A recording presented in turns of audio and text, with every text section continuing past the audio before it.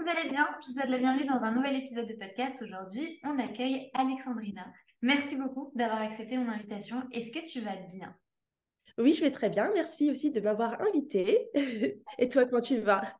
Très bien, merci. Avant qu'on entame sur ton profil un peu d'entrepreneur, j'ai inséré une nouvelle question au podcast qui est que tu me donnes trois qualités qui te définissent en tant que personne, puisque avant d'être un entrepreneur, tu es humaine.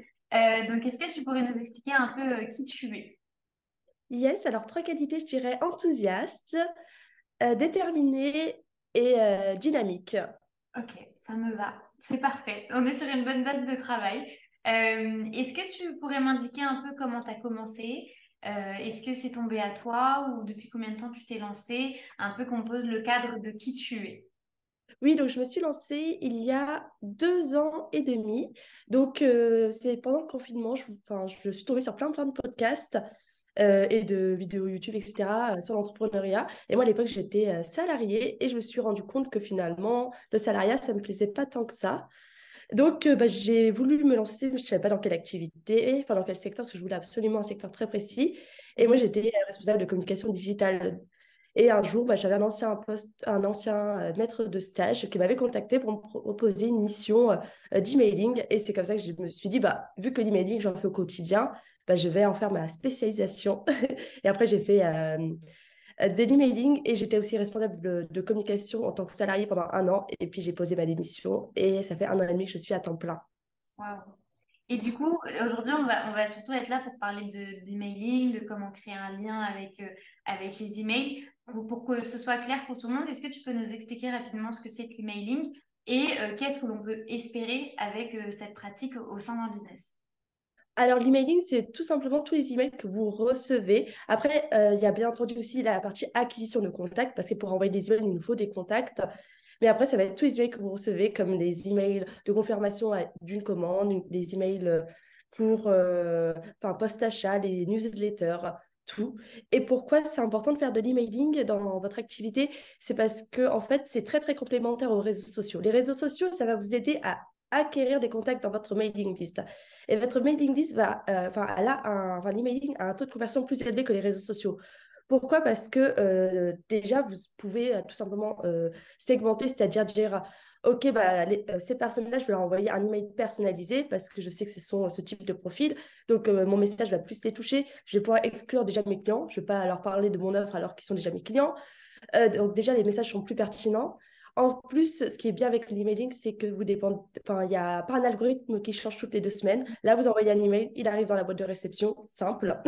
C'est pas que 10% de votre mailing list qui voit votre email. Et aussi, ça vous permet d'avoir un canal, on va dire, un peu plus sûr que les réseaux sociaux, parce que les réseaux sociaux peuvent toujours se faire enfin, shadow ban. Donc, Ouais. Et du coup, est-ce que toi, tu parlais justement d'acquisition de contacts, etc. Est-ce qu'il y a des pratiques centrales, je dirais, pour vraiment gagner les contacts des gens? Parce que bon, on le sait, aujourd'hui, avec le RGPD, on peut pas faire ce qu'on veut. On peut pas juste prendre un email de quelqu'un et le contacter comme ça à la va-vite. Il y a vraiment des règles à respecter. Et quand on a un business, il faut impérativement créer un système, en fait, pour acquérir ses clients. Toi, comment tu fais et quelle est la méthode que tu recommandes le plus pour justement gagner ces nouveaux contacts? alors, la méthode la plus facile pour augmenter sa mailing list, c'est de créer ce qu'on appelle un lead magnet. Par exemple, pour un infopreneur, un freelance ou un prestataire de service, ça va être de créer enfin, de donner une ressource, que ce soit une vidéo, une roadmap, un e-book qui répond à un besoin de son client idéal. Par exemple, si je suis CM et que je cible les personnes qui lancent leur compte Instagram, ça peut être 5 étapes pour lancer ton compte Instagram. Là, il y a tout mon client idéal, il va vouloir télécharger mon lead magnet et du coup, il va me donner son adresse email. Mhm. Ok, d'accord. Et du coup, après avoir acquis ce contact-là, on aura le droit, du coup, après par la suite, de le contacter, de lui envoyer des emails, etc. Oui, du moment que vous avez mis dans le formulaire de capture la petite case, je conçois de recevoir les emails d'un tel, oui. Ok. Et du coup, quelle est aujourd'hui, toi, la plus grande difficulté que tu constates à travers, du coup, l'emailing? Est-ce qu'il y a vraiment un truc spécifique où tu te dis, en fait, tout le monde passe par là, mais c'est la difficulté première que tout le monde va avoir avec, du coup, l'emailing? Alors, l'erreur numéro 1 que je vois, enfin, la difficulté, c'est que les personnes, en fait, ok, vont créer un lead magnet, sauf que leur lead magnet, il va pas toucher le client idéal, il va peut-être être un peu trop large. Par exemple, je me souviens d'une cliente qui avait fait un lead magnet sur le syndrome de l'imposteur et elle cible que les thérapeutes et les coachs. Sauf que le syndrome de l'imposteur, tout le monde le connaît. Enfin, Mm. là, moi, par exemple, je ne suis pas coach ni thérapeute et j'aurais pu être intéressée par son lead magnet. Donc, en fait, elle a attiré un peu trop de monde et elle s'est retrouvée avec une grosse mailing list, mais pas du tout qualifiée parce que, il n'y avait pas son client idéal. Donc, ça, c'est une grosse erreur. Ou aussi, les personnes qui ont un lead magnet trop large. Parce qu'en fait, ces personnes-là, elles ont souvent plusieurs clients idéaux. Par exemple, moi, j'ai plusieurs clients idéaux. Je peux avoir les entreprises de plus de 20 salariés. Je peux avoir les personnes qui se lancent dans l'emailing. Et je peux avoir des entrepreneurs, des solopreneurs, mais qui font déjà plus de 100K à l'année. Ouais. Et mais ces personnes-là, elles ne sont pas intéressées par les mêmes sujets. Donc, je ne peux pas envoyer la même newsletter à ces trois personnes-là. Parce que, par exemple, si je envoie comment lancer ta newsletter à l'entreprise qui a plus de 20 salariés ou à l'entrepreneur qui fait déjà 100K et qui gagne de l'argent avec l'emailing, ils ne vont pas lire ça. Donc ça aussi, c'est une erreur de trop. Au début, il vaut mieux se dire mon lead magnet, il touche qu'un client idéal et je vais envoyer ma newsletter qu'à ce client idéal. Et après, on duplique, on fait ce qu'on appelle la segmentation et voilà. Ok, et du coup, la segmentation, ça va permettre d'avoir un meilleur, je dirais, une meilleure ouverture, je dirais, des emails, vu que les gens, en fait, vont directement se reconnaître. Moi, c'est quelque chose qu'on a fait en interne et c'est un travail qui prend du temps, donc je vous recommande de le faire dès le début. C'est de segmenter parce que bah, plus d'une fois, tu vois, il y avait des gens, ils allaient recevoir une newsletter sur l'organisation, quand pour eux, bah, c'était plus important de savoir un peu le SEO, etc. Donc au final, les taux ici des abonnements pouvaient exploser parce que bah, on n'était pas alignés. Est-ce qu'il y a vraiment des prérequis pour avoir un bon email? Parce qu'aujourd'hui, on sait tous écrire. Tout le monde est capable de prendre son clavier et son petit ordinateur et d'écrire un email. Est-ce qu'aujourd'hui, il y a vraiment des critères à respecter pour être sûr que le contenu va être bon ou tout le monde peut le faire à partir du moment où on s'entraîne? Alors, bien entendu, il faut s'entraîner, mais ce qu'il faut déjà respecter, c'est le trio gagnant pour avoir un beau taux d'ouverture qui est composé donc du nom de l'expéditeur. Donc là, c'est facile, vous mettez votre prénom. Si vous avez un prénom, on va dire comme par exemple Léa, c'est un prénom peut-être un peu commun, mettez votre nom de famille à côté, comme ça on sait que c'est vous, ou Léa 2, nom d'entreprise. Euh, le deuxième point, ça va être l'objet. Donc là, l'objet, il faut voilà, ça, c'est pas donner à tout le monde de faire un bon objet. Généralement, moi, ce que je conseille aux personnes qui débutent, c'est de. L'objet, on va dire à coup sûr, c'est de dire, enfin, mettre par exemple 3 étapes pour trouver des clients, pour dépasser les 1000 vues sur ton site internet. En fait, ça va être de mettre un bénéfice, l'objectif du contact. Par exemple, moi, si tu m'envoies un message pour type, ou même une étude de cas, genre, elle a eu 10 000 abonnés sur Instagram en un mois. Là, je vais cliquer parce que j'ai un objectif pour moi. Donc ça, c'est la valeur sûre. Pour un objet, si vous ne savez pas trop quoi mettre, ou même dans les e-commerce, genre 3 vêtements pour être plus élégante, enfin 3 chapeaux pour être plus élégante en été, des trucs comme ça. En fait, Et il faut après, que la personne puisse se projeter en fait dans l'évolution et dans la transformation en fait. oui, c'est ça, c'est ça. En fait, il faut qu'on lui donne, parce qu'à personne, généralement, si on imagine on va dire une rivière, il y a un côté et l'autre côté. Et la personne, elle est dans le côté A et elle veut passer dans le côté B, que ce soit par un bateau, un pont, peu importe, elle s'en fiche, elle veut passer du côté B. Et du coup, s'il faut mettre le côté B en avant dans l'objet, ça, c'est un coup sûr. Après, il y a plusieurs autres objets qui marchent, mais là, pour vous en donner un facile à mettre en place. Et ensuite, ce qui est très important, ça va être ce qu'on appelle le pré-header. Donc, c'est le texte aperçu. En fait, c'est le petit texte qui apparaît juste à côté de l'objet. C'est les premières lignes d'un email. Et ça, on peut le changer. Enfin, on peut personnaliser le pré-header. Ok, d'accord. Et du Par coup, ça exemple, permet de donner une petite touche un peu plus catchy pour que la personne ait encore plus envie d'ouvrir l'email. Moi, c'est vrai que par exemple, tu vois, et je pense ne pas être la seule, je reçois beaucoup d'emails avec par exemple les récapitulatifs des contenus de la semaine ou du mois, ou juste me dire, bah, il y a tel épisode de podcast qui est sorti. Est-ce que toi, ce sont des pratiques que tu recommandes où il faut vraiment avoir une stratégie spécifique du contenu au sein de la newsletter? Ou ça peut être un peu comme un relais, parce que je sais que beaucoup de gens aujourd'hui utilisent l'emailing un peu comme un relais d'information. alors, moi, je pense qu'on peut quand même un petit peu en mettre mais pas que ça. Parce que par exemple, là, j'ai une cliente qui faisait que des podcasts. Sauf qu'en fait, tout le monde, elle a des milliers d'abonnés dans sa mailing list. Et toutes ces personnes-là ne sont pas forcément intéressées par le format podcast. Donc Mhm. déjà, il faut exclure les personnes qui n'ont pas ouvert un email podcast depuis 3, 4, 5 mois. Enfin, ça dépend depuis combien de temps tu envoies. Parce que si tu vois que ça fait déjà 6 mois qu'elle reçoit des emails pour voir ton podcast et qu'elle elle clique pas dessus, c'est que ça ne l'intéresse pas. Donc, il ne faut pas forcer. Il faut lui envoyer au contraire quelque chose, enfin, un autre sujet qui pourrait plus l'intéresser. Ok. Après aussi, une petite pratique pour ceux qui veulent enfin, relayer les articles de blog ou les podcasts, ça va être de mettre un peu, enfin pas juste de balancer le podcast comme ça, il faut le dire, pour mettre un peu les bénéfices, enfin qu'est-ce que la personne va apprendre dans ce podcast-là, il faut teaser un peu, parce que sinon vous n'aurez pas un bon taux de clic. Ouais, en fait, il faut donner aux gens l'envie aussi de consommer ce contenu. Toi, c'est vrai que tu mets souvent en avant des conseils et des astuces pour justement créer des emails qui vont être captivants, d'avoir vraiment un contenu qui va séduire les gens. Aujourd'hui, quelle est la best practice que tu as déjà marqué? Le truc où vraiment, à chaque fois que tu le mets dans les emails, ça fonctionne à tous les coups. Alors, il y a trois trucs qu'il faut que c'est à tous les coups. La première, ça va être pour tout le monde, c'est les histoires. Raconter une histoire. Ça fonctionne à tous les coups. Il faut juste que l'histoire, elle intéresse ton client idéal.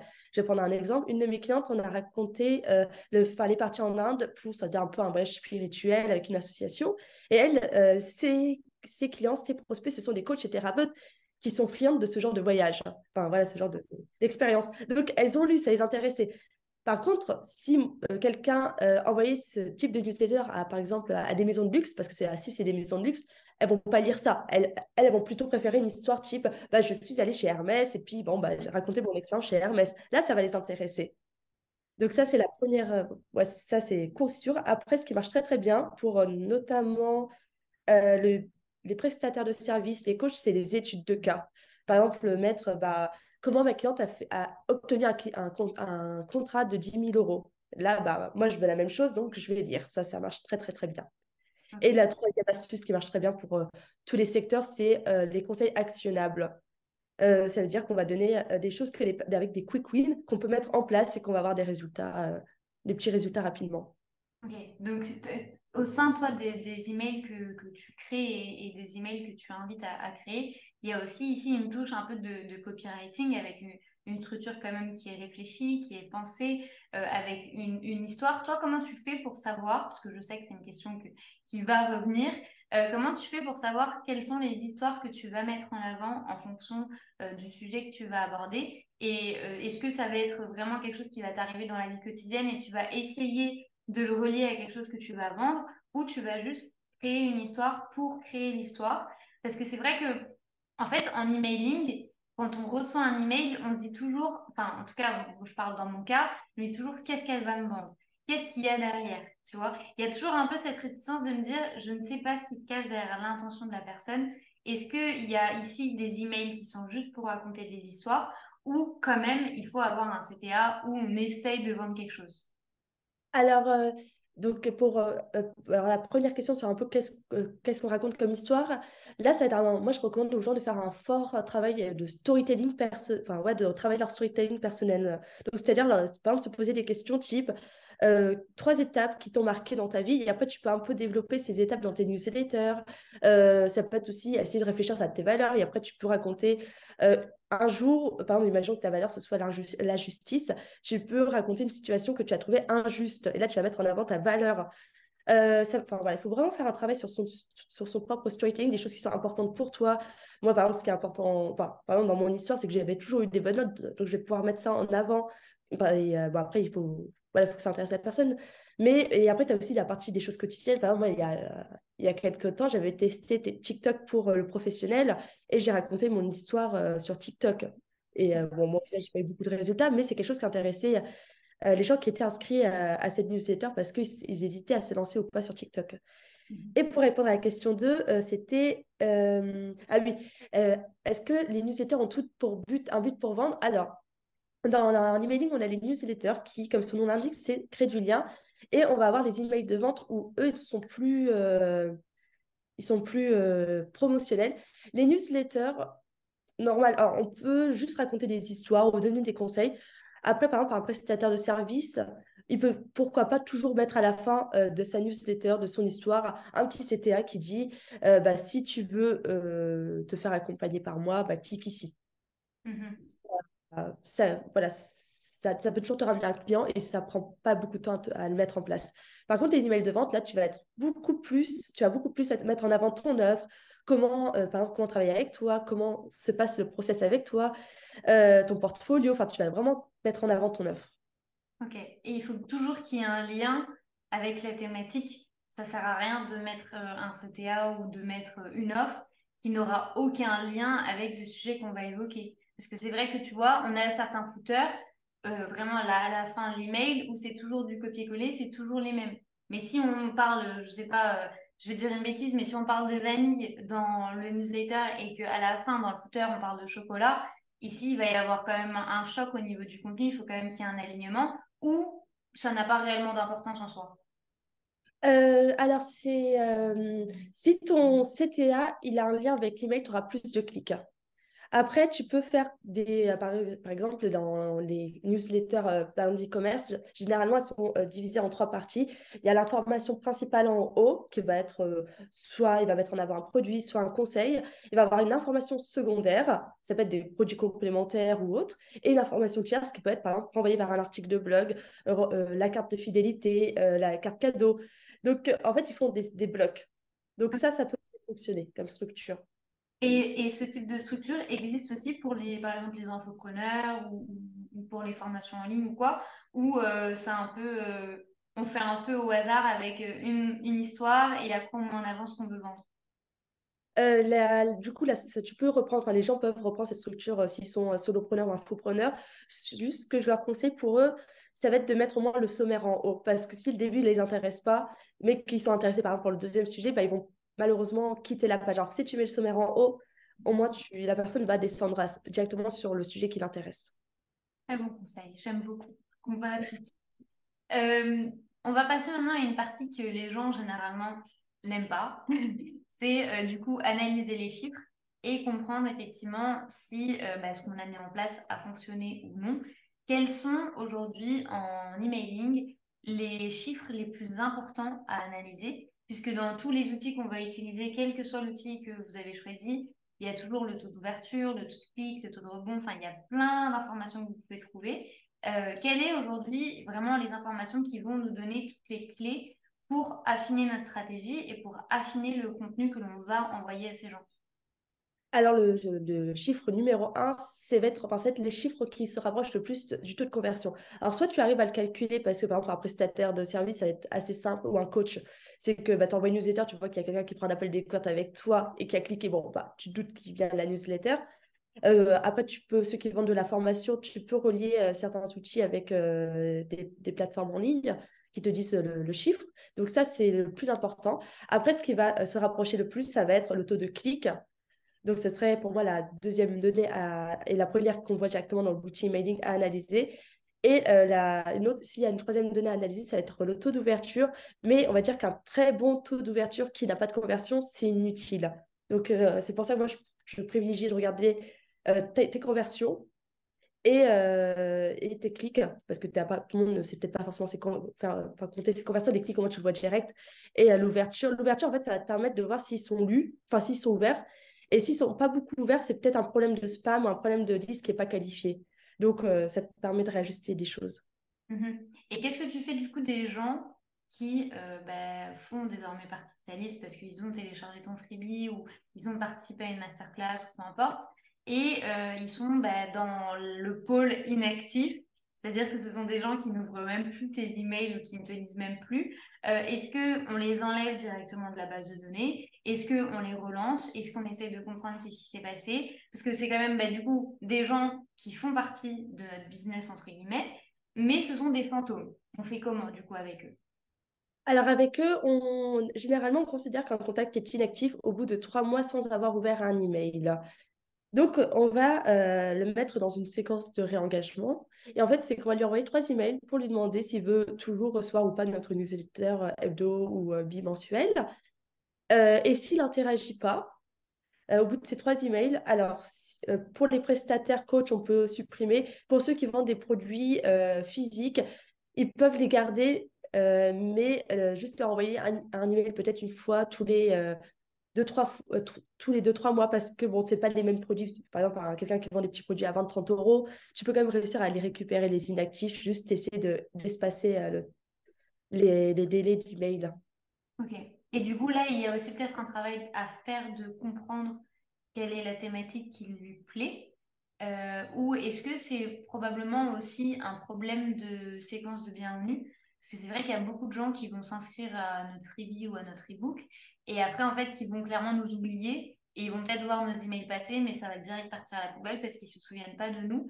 Est-ce que ça, c'est une information qu'on peut réussir à avoir ou il faut absolument demander à la personne, comprendre si la thématique lui convient, s'il y a eu des évolutions? Est-ce qu'on a le droit aussi de faire ça? Parce que ben, mine de rien, c'est quand même des gens qui n'ont jamais échangé avec nous. Est-ce qu'on peut, nous, de notre côté, les inviter à communiquer avec nous sans problème ou on n'a pas le droit de le faire? Ah oui, tu peux leur envoyer un petit questionnaire un peu coucou, et là tu poses toutes les questions que tu souhaites.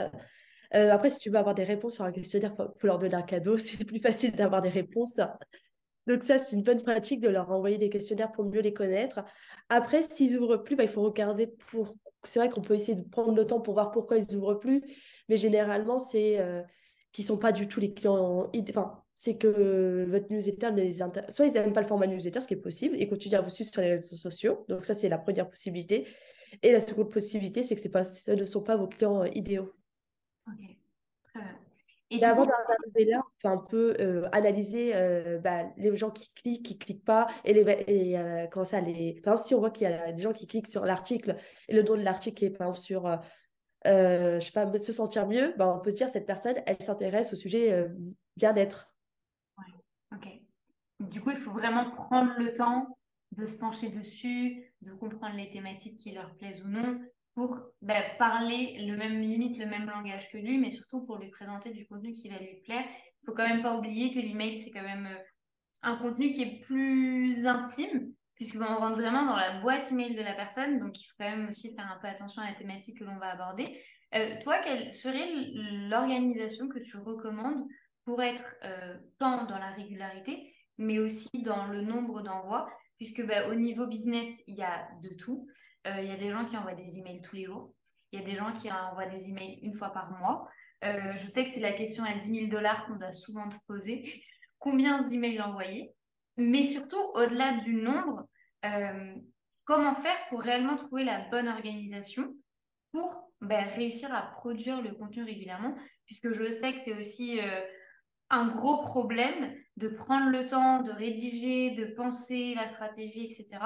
Toi, quelles sont du coup les étapes que tu recommanderais par rapport à ça? Alors, pour gagner du temps dans l'emailing, déjà, ce que je recommande, ça va être d'automatiser un maximum. C'est-à-dire que tu vas voir, donc les personnes vont me dire, donc déjà, c'est de te concentrer sur un client idéal. Comme ça, moi, tu ne t'embêtes pas avec la segmentation. Tu te dis, par exemple, imaginons, moi, je peux te dire que moi, je me concentre sur les freelances qui ne gagnent pas encore d'argent avec l'emailing, qui démarrent dans l'emailing ou qui ont déjà fait mais qui ne gagnent pas d'argent. Donc, je vais créer mon lead magnet pour eux. Là, ils vont arriver dans ma mailing list, ils vont recevoir quelques emails de bienvenue pour les remercier, pour me présenter, pour donner quelques tips. Et là, au lieu de passer en newsletter normal, je vais continuer à automatiser une série d'emails. Donc, généralement, cette série, elle doit durer le temps du parcours client. Si ton prospect, enfin, si la moyenne de tes prospects qui deviennent clients est de 3-6 mois, généralement, c'est 6 mois pour les prestats, voire plus, ça dépend aussi de la presta. Bah, cette séquence, ça doit durer 6 mois. Et en fait, tu automatises. Comme ça, en plus, c'est une suite logique. Tu vas pas directement lui parler d'un produit qui coûte 3 000 € alors que la personne ne te connaît pas. Donc là, moi, c'est une suite assez logique. Tu lui donnes les infos qu'elle a besoin. Après, une fois que la personne, elle est dans le mood de OK, bah là, c'est bon, je cherche une solution. Tu vas lui présenter, on va dire, un peu les différentes solutions du marché et montrer en quoi la tienne est différente et mieux. Et après, tu peux répondre aux questions qu'elle peut se poser sur ton offre, type le prix, comment ça fonctionne, est-ce que je vais rentabiliser mon investissement, etc. Comme ça, après, tu es tranquille. Voilà, tu n'as pas tous les lundis soirs à te dire, ouais, demain, je dois envoyer quelque chose, je ne sais pas quoi dire. Et en termes de délai entre les emails, alors la séquence de bienvenue, généralement, on est sur des délais assez courts, 1, 2, 3 jours maximum. Donc pour les 3, 4, 5 premiers emails. Et après, on va être un peu plus long. Alors, si vous démarrez, vous pouvez déjà être à un toutes les 2 semaines. Après, si vous avez déjà une bonne mailing list, vous pouvez être à un par semaine. Et après, ça va surtout dépendre de vos objectifs. Si vous voulez absolument vendre un truc rapidement, bah, ça faudra être sur plusieurs emails par semaine. Mhm. Ok. J'ai beaucoup aimé le conseil d'automatiser un peu les emails qu'on va envoyer toutes les semaines. Parce que c'est vrai qu'en fait, on pense tout le temps à la newsletter où on crée un contenu toutes les semaines et on envoie ce contenu toutes les semaines à l'email list, à la liste entière. Alors que on pourrait très bien, comme tu le dis, en fait, avoir une séquence de bienvenue et après, toutes les semaines, envoyer un email que l'on aura déjà programmé. Et si, en plus, vous faites déjà des emails, en plus, vu que ce sont des nouvelles personnes qui vont rentrer dans votre email list, vous pouvez très bien reprendre des emails que vous avez déjà envoyés. Moi, c'est quelque chose que j'ai fait de mon côté. J'ai choisi les emails avec le meilleur taux d'ouverture, le meilleur taux de clic, etc. Et je les ai intégrés directement dans le tunnel. Comme ça, en fait, ben, les emails tournent toujours et je ne suis pas là à toujours créer du nouveau contenu. Parce que je sais que créer du nouveau contenu, c'est très fatigant. Mais si vous n'avez pas le temps, je sais qu'Alexandrina a des templates. Est-ce que tu pourrais nous en parler un petit peu? Et je sais également que tu as un accompagnement de groupe. Est-ce que tu peux nous parler un peu de tout ça? Parce que je sais que quand même l'emailing aujourd'hui, ça intéresse. Les gens se penchent de plus en plus dessus. Surtout avec l'évolution des réseaux sociaux, c'est d'autant plus difficile de se faire une place sur le marché. Donc c'est vraiment la sécurité, c'est l'emailing. Est-ce que tu pourrais nous parler un peu de ces deux pôles que toi tu mets en avant? Oui, bien sûr. Alors, les templates, du coup, c'est pour les personnes qui veulent gagner du temps. Donc, en fait, ce sont des textes, des emails pré-rédigés. Donc, des emails de bienvenue, newsletter, email de vente, email de masterclass, email de réengagement. Et en fait, il y a des trous pour mettre bah, les informations sur vous. On vous dit quoi mettre. Ou par exemple, on va vous mettre le texte et là dire bah, quel est l'objectif enfin, mettre l'objectif de votre client ou mettre la promesse de votre offre. Ensuite, on a à côté donc l'accompagnement de groupe. Donc là, c'est sur plusieurs mois, sur 2, 3 mois à peu près. Et là, le but, enfin la promesse de cet accompagnement, c'est de vous apprendre à transformer votre mailing list en client. Et là, donc on a des ateliers en groupe, il y a aussi des séances individuelles. Génial. De toute façon, je vais vous mettre tous les liens juste en dessous de cet épisode de podcast. Si vous vous demandez comment on peut avoir des templates d'email, je vous assure que Alexandrina fonctionne car j'ai moi-même eu accès à ces templates et je peux vous dire que c'est un gain de temps énorme, surtout quand on a quand même pas mal d'emails à créer. Merci beaucoup en tout cas pour ton temps. C'était un vrai plaisir de t'accueillir dans la But First Academy et je te dis du coup à très bientôt. À très bientôt!